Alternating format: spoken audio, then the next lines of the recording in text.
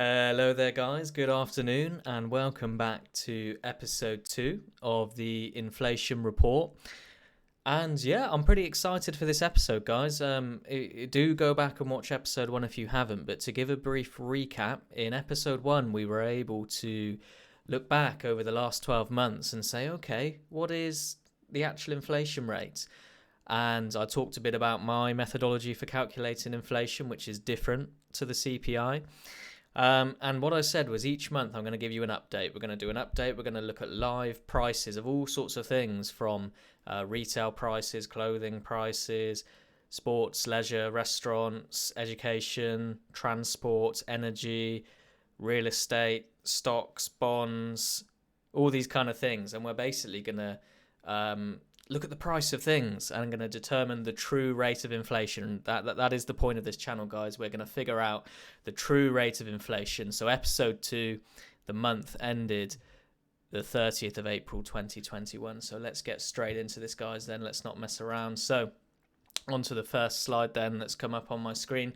So just a very brief recap then. What is inflation? Well, remember last time we were looking at the CPI. This is the inflation rate that the government puts out there and bases all of their calculations on. It's so important because it's used for sort of salary increases for staff. It's used to calculate pension obligations, how much will retirees get from their annuities and all sorts of things. A CPI, very important figure.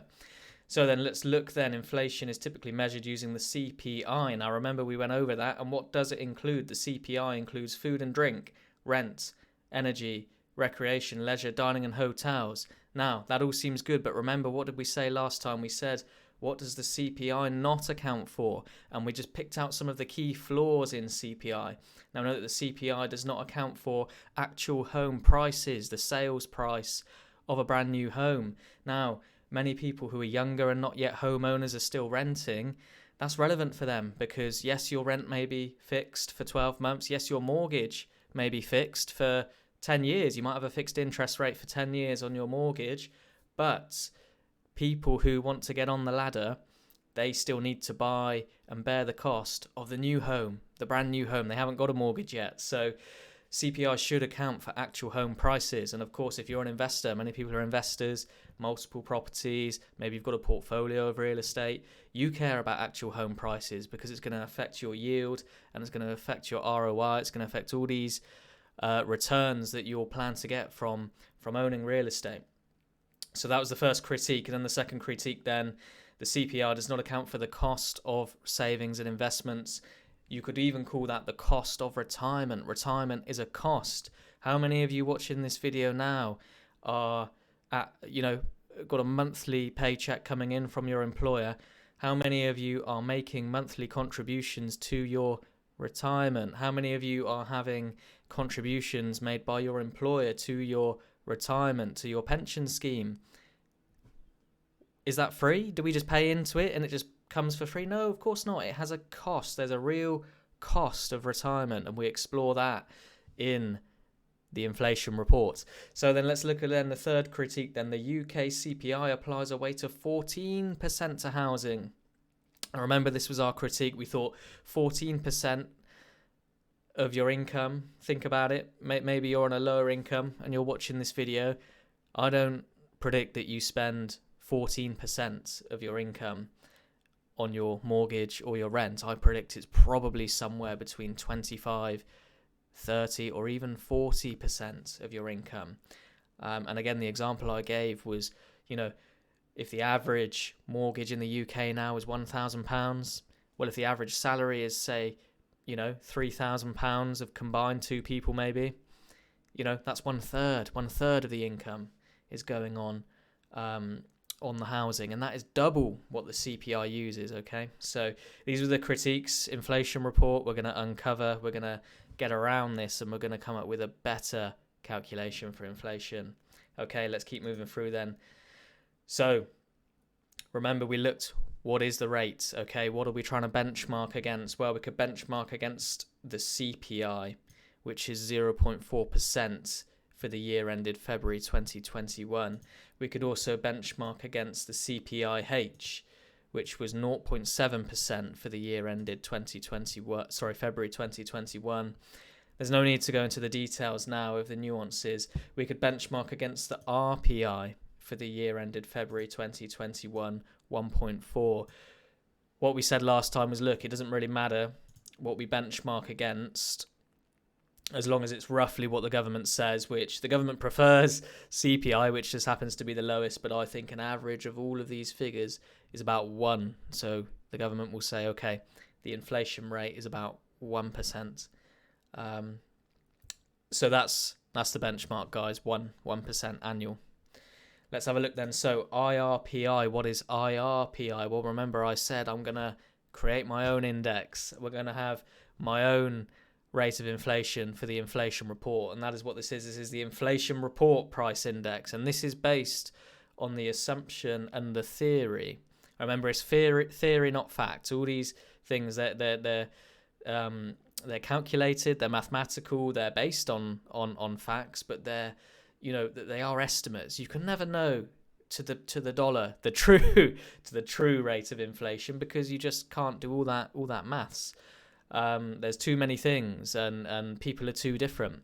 But the theory and the broad path we want to go down, broadly speaking, is we want to say that inflation as a statistic, so year-on-year inflation rate, varies depending on what you want to buy. Inflation is not just one figure, not just 1%. It's actually a range of values. And I want to demonstrate that actually, depending on who you are and your spending habits, that actually the inflation rate is very different. And so here we go. Then I'm going to just quickly recap the IRPI. Remember, there's 3 different types of IRPI, 3 different types. We've got IRPI 1, IRPI 2, and IRPI 3. So let's first look at our IRPI 1. Inflation for an individual who saves 0% of their monthly income. This person lives paycheck to paycheck. If they save any money at all, it is all in cash. Their expenditure comprises mostly rent and consumer goods. So, guys, this person, they're not saving, they're not thinking about retirement, they're just spending everything they have on leisure, on restaurants, on rent, on energy, on childcare, on just living life, guys, just living life. And so that is an IRPI 1 individual. Now, typically, not always, but typically this person is of a lower income, because it is typically, and again, very broadly speaking, but it's typically people with higher incomes, with extra disposable income, who say, oh, I've got a few quid left over this month. Maybe I should save that. Maybe I should put it to work. Maybe I should invest and start to save for my retirement. So that's something to bear in mind as well. Come on then, let's quickly go over then IRPI 2 once more then. We've heard it last month, but let's go over it again. It's very important. So IRPI 2, inflation for the middle income individual. This person is able to save and invest 50% of their income. Their expenditure comprises a mixture of consumer goods as well as income generating investments. So the point is, they are half going for living. They're spending half their monthly wages on rents, leisure, restaurants, childcare, etc., etc., etc. And the other half, they're putting it to work. They're putting it into the stock market. They're putting it into the bond market. Maybe they're buying real estate. They're doing something other than just holding cash with the rest of their money. Now, for the assumptions I use is this, that they would invest using the 60-40 portfolio. For those of you that don't know what that is, you can go back to the other video and learn, but it's essentially 60% equities, 40% bonds. And historically, that is deemed to be sort of 60% more risky and 40% more safe. That is the rhetoric. So then the purpose, here we go, so important, guys. The purpose of their investing is to generate an income stream to allow for retirement. Now, you're watching this video. Do you make pension contributions each month? Does your employer make pension contributions each month? Why? Why do you do that? Why is retirement not just free? Why can't I just retire and get money, have the government pay for me to exist? And this is because there is a cost to retirement, yeah? And that money that your employer is taking, that you are paying, you might not see it or know about it, but it's being invested into pretty much some kind of 60-40 style setup. Now, that's very broadly speaking. I'm not saying that's what it's definitely in or not in. But broadly speaking, it will be in a mixture of income generating assets such as bonds and stocks and shares. So moving on then to IRPI 3, the third type of individual. Okay, so this person, this IRPI 3 statistic is inflation for the high net worth individual or family office. For this class of person, living costs are negligible compared to their income. So this person doesn't really care much for the cost of things, day-to-day living, yeah? The purpose of their investing is firstly to preserve purchasing power, okay? So they want to retain the wealth they've built up, and further to generate growth, which, you know, if think about it, if a lot of people who are very wealthy, they don't need to go to work. They don't go to the 9 to 5. They don't have to deal with that because their assets generate income and capital gains, and these investments pay for their lifestyle. There is no need for a 9 to 5 job as such. Now here we go, but the measurement is slightly different. So their lifestyle then, how is it measured? It is measured by their ability to own the best businesses. So guys, this is different to the above. We're not just participating in the market to generate income stream and to pay for annuities and to retire on that money, but the purpose is to own the best businesses. And I've said control is important. Go back to video 1 if you want to learn more about that. And they want to purchase the most desirable assets. They don't want the small 2-bedroom house in such and such a city. They want to live in the best real estate. They want to have within their portfolio the best properties, whether it's, you know, somewhere, I think of places like central London, you know, desirable places to live, places like downtown New York maybe, or, you know, where else is expensive? Singapore, okay? So these kind of places. So let's move on then, ready for the results. So what I've done for the results for the month ended April 2021 is I have looked at the growth in price of assets between the 1st of April 2021 and the 30th of April 2021, which is today. So some of the market values are a day behind, just because I wanted to get this video out today on the 30th of April. And what I've done as well, you will see, is we're looking at inflation for a 1 month period, but that doesn't tell us that much. That's not that useful because not a lot happens in 1 month typically, although let's see what the results show. But the point is that I will do a forecast where I will multiply the April inflation by 12, and this is going to give me a forecast out for the next 12 months as to what I believe the inflation rate will be.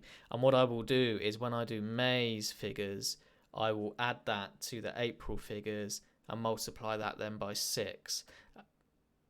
Multiply it by 6? Yes, multiply it by 6. Yes, that's right. Yeah, 2 months times 6 is 12. Yep. I'll figure it out, guys, but I'm going to forecast forward each month as it comes. And we're going to build up that nice, true and accurate, I hope so, picture of what inflation is actually doing for all sorts of things. So guys, I've been nattering on for about 10 minutes now, so let's get straight into the results then. So IRPI 1, remember this is the spender, no saving at all. Now let's see then, so the weighted average inflation rate for the month, for the 30 days, was 0.11%. Multiply that by 12, gives you an annual forecast for the next 12 months of 1.3%. Now, what does this look like, guys? What does this sound like? Where have I heard 1% inflation? I've heard that a minute ago. Let's go back. Oh, yes, that is basically the CPI. That is basically what the government is saying inflation is. So you could say, yeah, you know what? The government is right. We are forecasting inflation of 1%. Inflation report is saying, yes, inflation of 1% for the IRPI 1 individual. The government says 1%. Well done, CPI is right. Now, let's think about that, though. What's going on here? Well, this person, remember, they spend everything. They're not thinking about retirement. They're not thinking about investing. They're not thinking about hard assets, things that are going to be able to generate income or provide for them shelter in the future. You know, buying a house isn't always an investment. Buying a house can be just, I want to own my property. I want to have somewhere to live that I can call my own, and that if I default on my payment, I'm not going to get booted out by a landlord. Okay. So let's very quickly look down here then. So we can see that again the highest weight goes to housing, but the inflation was pretty low. I didn't see across the country inflation in housing this month was pretty low, at an average for the month of 0.06%. So I'm expecting that to increase as the months go on, but April was, based on the data, a pretty flat month for house prices. Okay, so that's going to weigh into this, and I think if that figure were to increase, we would see that the 12-month forecast would also increase because of the high 33% weighting that I've put to housing for the IRPI 1 individual. So overall, there's pretty much zero inflation going on. Costs of groceries, costs of cafes and bars, costs of restaurants, costs of leisure and entertainment, travel, fuel costs, very little inflation. Fuel and energy, 0.5%. Maybe that's significant, maybe it's not. We'll see how it goes and we'll track it each month.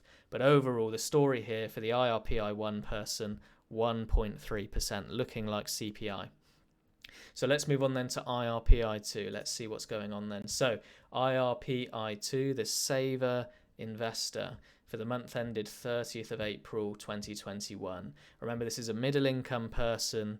They're saving and investing, and the example I've given is they're saving for retirement. So let's have a look at the headline rate. Wow, 15%. Goodness me, what is driving that? Well, clearly nothing that we looked at in IRPI 1 that rolls into IRPI 2 is driving that 15. So what is it?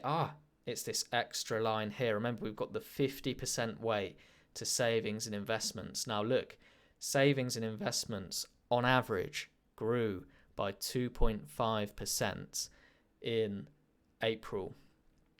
Now remember, for the IRPI 2 individual, we have allowed for dividend growth in our stock valuations, because remember, we're interested in yield and we're interested in the value of a given stock. And so even accounting for changes in yields or lack of changes in yields, we still see a growth in equities mainly, but also bonds, etc. Average 2.5% in 1 month. And guys, I'm going to talk about this at the end. Once I've done IRPI 3, I'm going to go over to some other charts and I'm going to show you why these rates are so high, because it's quite mind-blowing actually what's going on. Okay, so annualized 2.5%, 2.5% multiplied by 12 gives you 15%. Now this again is huge. It's so high, it's miles above the CPI rate. And if this is the way you want it, this is the way you should be looking at inflation. If you are this person, if you're a middle income regular person and you're saving for retirement, it is getting 2.5% more expensive every month based on April. Remember, based on April, everything could change. Just going to have a sip of tea. Okay then guys, heading into now then the final individual, the IRPI 3, Inflation Report Price Index 3, the high net worth individual. So now remember, for this individual, we do not discount the value of stocks for yield or for value. And the reason is because one share is always, generally speaking, equal to one vote. And therefore, if the price of the voting and the price of the control goes up, then I've decided that actually the high net worth person is going to be affected by this, because they want to control and own the best businesses. So let's look then. High net worth individual, inflation for this individual for the period is 2.29%. Now, actually, it's slightly down compared to the IRPI2 of 2.5%. Reason being, expensive real estate plateaued. And remember, I've based this off UK data. So when I was looking at expensive property, I was looking at London. Now, London house prices fell ever so slightly in April. So that's why we see this tapering of the IRPI3 savings and investments rate against the IRPI2. However, the stock market was alive this month, and you will see the gains. And I think looking at this, it's quite remarkable, because remember, this person has a 100% weight to savings and investments. Their lifestyle costs are negligible.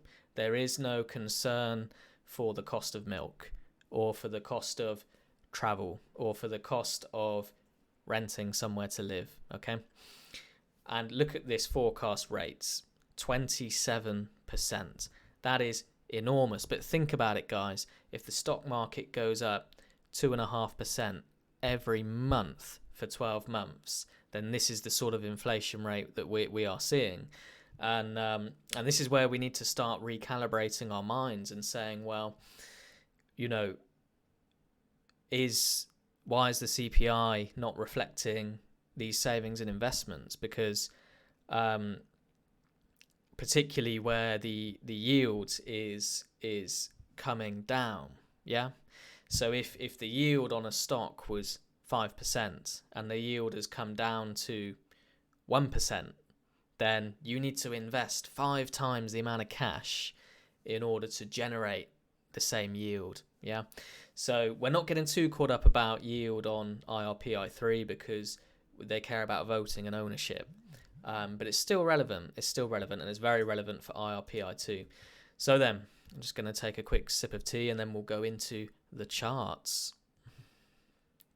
Okay then, guys, so I am just in the charts now, like I said I would be, and I just wanted to show you something that I've been noticing on the stock market. We're looking at the S&P 500, and remember we were talking about that growth this month, the growth in April, and how crazy that was. So let me just go to the daily chart, and let's just look at the daily chart together now. So we're looking at the daily chart, and we're coming down to where we were when I made the first video. Yeah, 31st of March. So let me just do more with my tool, and let's just look at the growth there. If I do price range, 31st of March. Yeah, look at that. I mean, this is crazy. I mean, where we are right now, 5%. 5% growth in literally 30 days. And that's quite shocking when you think about it, because the stock market, some people would be happy with 5% a year in the stock market. and guys, this has been going on since, I'm in the daily chart now. I'm just going to zoom out and just show you something. So here we go. Look, this was that COVID crash. Do you remember that? Do you remember the COVID crash? And if we go back even further to 2008, this is really interesting. So the crash in 2008 kind of started in May. You could say it started in November 2007, but it pretty much started in May 2008. And it took until March 2009 to bottom out, so nearly a whole year. But then to recover to the same values it was at May 2008, it had to wait until, where was it there? It was about there. It didn't properly recover really until like 2012. According to this chart, you could argue it recovered by 2011.